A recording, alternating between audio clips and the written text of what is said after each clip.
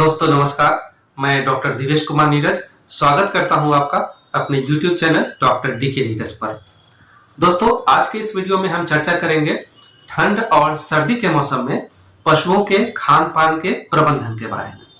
दोस्तों आप सभी पशुपालक भाइयों को ये जरूर जानना चाहिए कि ठंड और सर्दी के मौसम में आखिर आप अपने पशुओं को क्या खिलाएं, किस प्रकार से खिलाएं, आहार को किस प्रकार से प्रबंधित करें कि आपके पशु ठंड से बीमार ना पड़े, उनके दूध उत्पादन में बढ़ोतरी हो। और आखिर कौन सा विशेष आहार आप अपने गाय भैंसों को देंगे कि और उसके पीछे का कारण क्या होगा और उस विशेष आहार को देने से क्या फायदे होंगे, किस प्रकार से फायदे होंगे। तो इस तरह की सभी जानकारी के लिए इस वीडियो में अंत तक बने रहें। दोस्तों दरअसल होता क्या है कि ठंड के दिनों में वातावरण का तापमान तो लगातार घटता चला जाता है, कम होता चला जाता है, लेकिन इसके बावजूद चूंकि गाय भैंस वार्म ब्लडेड एनिमल होते हैं तो उन्हें अपने शरीर के तापमान को एक निश्चित लेवल पर मेंटेन करके रखना पड़ता है। तो पशु को ठंड के दिनों में अपने शरीर को गर्म बनाए रखने में एक अतिरिक्त ऊर्जा की जरूरत पड़ती है और इस ऊर्जा की पूर्ति वो अपने भोजन से ही करते हैं। तो जिसके कारण उनके खाए हुए भोजन का एक अतिरिक्त भाग अपने शरीर को गर्म बनाए रखने के लिए ऊर्जा आपूर्ति में खर्च हो जाता है, जिसका सीधा असर पशु के गाय भैंस के दूध उत्पादन पर पड़ता है और गाय भैंस का दूध उत्पादन कम होने लगता है। एक और समस्या जो आती है कि ठंड के दिनों में पशु पानी पीना कम कर देता है। भले ही पशु स्वस्थ है लेकिन और दिनों की अपेक्षा ठंड के दिनों में पशु कम पानी पीता है, जिसका सीधा असर पशु के पाचन तंत्र पर पड़ता है। और इन्हीं मूलभूत समस्याओं के कारण ठंड के दिनों में ज्यादातर पशु बीमार पड़ते हैं। पशु बीमार पड़ते हैं तो उनका दूध उत्पादन भी इस कारण से भी घटने लगता है, बंद होने लगता है। तो कुल मिलाकर हमारे किसान पशुपालक भाई ही परेशान होते हैं और उनके घर की आमदनी और उनका चैन सुकून प्रभावित होता है। तो ऐसा ना हो, इसके लिए हमें इस वीडियो में बताए हुए तरीके के अनुसार आप लोग अपने पशु के खान पान का प्रबंधन कर सकते हैं। पशुपालक भाइयों, पशुओं को स्वस्थ बनाए रखने में और उनके दूध उत्पादन की क्षमता को बनाए रखने में संतुलित आहार की बहुत ही महत्वपूर्ण भूमिका होती है। संतुलित आहार में दाना यानी कि कंसंट्रेट राशन और चारा दोनों आता है। चारा के रूप में आप हरा चारा और सूखा चारा दोनों की ही भूमिका महत्वपूर्ण होती है। तो ठंड के दिनों में आपको हरे चारे के रूप में शानदार बरसीम और जई ये दोनों काफी पर्याप्त मात्रा में उपलब्ध रहता है। बरसीम एक दलहनी पौधा होता है जो कि पशु के दूध उत्पादन को बढ़ाने में बहुत ही मुख्य रूप से काम करता है। यानी कि आप ज्यादा बरसीम खिलाएंगे तो पशु को दूध ज्यादा होगा। लेकिन यहां पर मैं आपको एक सावधानी वाली बात बताऊंगा कि कभी भी इस मौसम में आप जब बरसीम पशु को खाने के लिए दें तो अकेले रूप में ना दें, उसके साथ सूखे चारे के रूप में जैसे कि गेहूं का भूसा है जरूर मिलाएं। तो इसके पीछे की वजह यह है कि अगर आप अकेले हरे चारे के रूप में बरसीम को ज्यादा मात्रा में अपने गाय भैंसों को खिलाएंगे तो इससे उनके पेट में अफारा यानी कि गैस होने की समस्या इसकी संभावना बनी रहती है और पाचन तंत्र भी बिगड़ जाता है, जिससे पशु को डायरिया जैसे लक्षण या फिर अफारा, टिम्पैनी जैसे लक्षण ये सब होने लगते हैं। तो ये सब समस्याएं ना हो, इसके लिए बरसीम की कुट्टी में आप सूखे चारे के रूप में गेहूं के भूसा को मिलाकर साथ में खिलाएं तो इस तरह की कोई समस्या नहीं होगी और पशु आसानी से इसे पचा पाएगा। पशुपालक भाइयों, पशु को अपने शरीर को बनाए रखने के लिए और उसकी वृद्धि के लिए मुख्य रूप से 3 चीजों की जरूरत पड़ती है।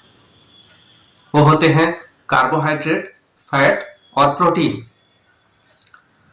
इसी के चलते उनके संतुलित आहार में भी हरा चारा और सूखा चारा के साथ साथ दाना का मिश्रण भी खिलाया जाता है। और दाने के मिश्रण में भी तीनों तरह की चीजें होती हैं। पहला होता है अनाज, दूसरा दलहन और तीसरा तिलहन। अनाज कार्बोहाइड्रेट का मुख्य सोर्स होता है जो कि ऊर्जा उत्पादन में सहयोग करता है। यानी कि पशु को जब ठंड में अपने शरीर को गर्म बनाए रखने के लिए अतिरिक्त ऊर्जा की जरूरत पड़ती है, तो उसकी पूर्ति के लिए हम पशु को खिलाए जाने वाले अनाज की मात्रा को थोड़ा बढ़ा सकते हैं, बल्कि बढ़ाकर देना चाहिए। इसकी मात्रा पशु के शरीर के वजन के पर निर्भर करती है। अनाज के अवयव के रूप में पशु को आप गेहूं का दर्रा, जो सबसे अच्छा माना जाता है, नहीं तो मकई का दर्रा, ज्वार या बाजरा, जो उपलब्ध हो, जो भी अनाज आपके पास आसानी से उपलब्ध हो, उसका दर्रा बनाकर, दलिया बनाकर आप पशु को खिला सकते हैं। तो दाने के मिश्रण में ये तो था पहला अनाज का अवयव। इसके बाद दूसरा आता है दलहन। दलहन के रूप में आप चना, मसूर, अरहर, जो भी आपको आसानी से आपके यहाँ उपलब्ध हो और सस्ता मिले, उसका आप दर्रा बनाकर, दलिया बनाकर पशु को साथ में खिला सकते हैं। लेकिन ठंड के दिनों में जो दाने के मिश्रण का तीसरा अवयव है तिलहन। दोस्तों, सरसों की खल्ली, तीसी की खल्ली यानी तिलहनी फसल की खल्ली फैट यानी कि वसा का एक मुख्य सोर्स होती है। इसकी विशेष जरूरत पड़ती है। तिलहन में आपके पास आसानी से सरसों का खल्ली, तीसी का खल्ली या ग्राउंडनट की खल्ली, ये सब उपलब्ध हो सकती है। तो कोई भी एक तिलहन वाला खल्ली, जैसे कि सरसों या तीसी का खल्ली हो गया या सूर्यमुखी का भी खल्ली है, तो ये आप अपने पशु को 250 ग्राम से आधा किलो की मात्रा में आप अपने पशु को खिला सकते हैं। इसके लिए तिलहन वाली खल्ली को आप रात के समय पानी में भिगो कर रख दें और सुबह के समय उसे जब दाना चारा देते हैं उसके साथ मिलाकर इस खल्ली को आप देंगे तो बहुत अच्छा रिजल्ट आपको मिलेगा। लेकिन सावधानी के तौर पर आपको मैं एक बात यहां बताना चाहूंगा कि चूंकि तिलहन वाली खल्ली, जैसे सरसों की खल्ली, तीसी की खल्ली, कोई भी खल्ली हो गई, ये इसकी तासीर गर्म होती है। तो जहां तक संभव हो, आप अगर आपका पशु गर्भवती है, प्रेग्नेंट है, तो आप उसे इसकी मात्रा नहीं दें। तिलहन की खल्ली को आप ना ही दें तो ज्यादा अच्छा है। अन्यथा आप अपने पशु के शरीर को गर्म बनाए रखने के लिए आप इस तिलहन की खल्ली का विशेष रूप से ठंड के मौसम में जरूर प्रयोग करें। तो ये तो हो गया पशु के दाने के मिश्रण के बारे में, अनाज, दलहन और तिलहन, जो कि ठंड के मौसम के लिए आपको हमने थोड़ा अनाज की मात्रा को बढ़ाने के लिए बताया। और अगर पशु गाभिन नहीं है तो तिलहन वाली, तीसी की खल्ली, सरसों की खल्ली, इस तरह की खल्ली की मात्रा को भी 250 ग्राम से आधा किलो की मात्रा में कम से कम आपको अपने पशु को खिलाने के लिए, पशुपालक भाइयों, इसके अलावा ठंड के दिनों में आप अपने गाय, भैंस जैसे पशुओं को खाने के लिए धान का पुआल देंगे तो काफी अच्छा रहेगा। पैडी यानी कि धान का पुआल ऊर्जा का एक अच्छा सोर्स होता है। साथ ही ये रफेज से भरा हुआ होता है। रफेज जो कि पेट साफ करने के काम में आता है। तो आपके पशु को ठंड के दिनों में कब्ज नहीं रहेगी, उसे ऊर्जा का एक अतिरिक्त सोर्स के रूप में खाने की का एक अच्छा चीज मिलेगा।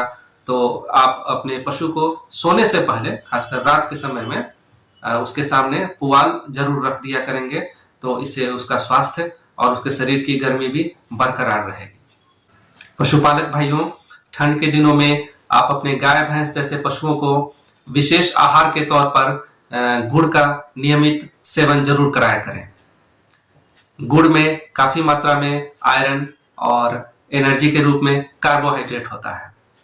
आयरन अधिक होने से ये पशु के शरीर में खून की मात्रा को बनाए रखता है और अधिक मात्रा में कार्बोहाइड्रेट होने से ये पशु को अतिरिक्त ऊर्जा की पूर्ति करता है, जिससे कि पशु अपने शरीर को आसानी से गर्म बनाए रख सकते हैं और उनका दूध उत्पादन भी बरकरार रखता है।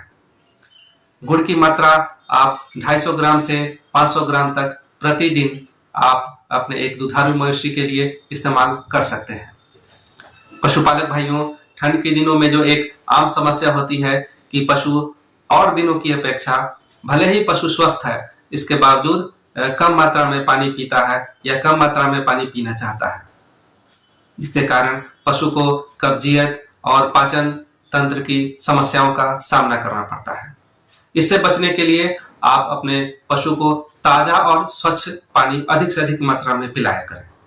अगर पशु ज्यादा पानी नहीं पीना चाहता है तो उसके प्यास को बढ़ाने के लिए आप सेंधा नमक का रेगुलर इस्तेमाल किया करें। सेंधा नमक का अगर बड़ा चट्टान आपको मिल जाता है तो उसे पशु को खाने की जगह पर उसके एक कोने में रख दिया करें, जिससे पशु अपने आप ही उसे चाट कर अपने नमक की कमी की शरीर में अपने नमक की कमी को पूरा कर लिया करेगा। नहीं तो 25 से 30 ग्राम की मात्रा में आप कम से कम दिन भर में एक बार सेंधा नमक को जरूर पशु के जीभ पर डालकर उसे चटा दिया करें। सेंधा नमक या गुड़ दोनों आप रोटी में मिलाकर भी पशु को खिला सकते हैं। इससे आपका पशु स्वस्थ रहेगा और उसका दूध उत्पादन भी बरकरार रहेगा। तो दोस्तों, आशा करता हूं कि वीडियो में बताई हुई ये जानकारियां आपको अच्छी लगेंगी। अगर आपको ये वीडियो अच्छा लगता है तो आप इसे एक लाइक और अपने दोस्तों के बीच शेयर जरूर करें। तो फिर मिलते हैं एक नई जानकारी के साथ अगली वीडियो में। तब तक के लिए नमस्कार, धन्यवाद, जय हिंद, जय पशुपालन।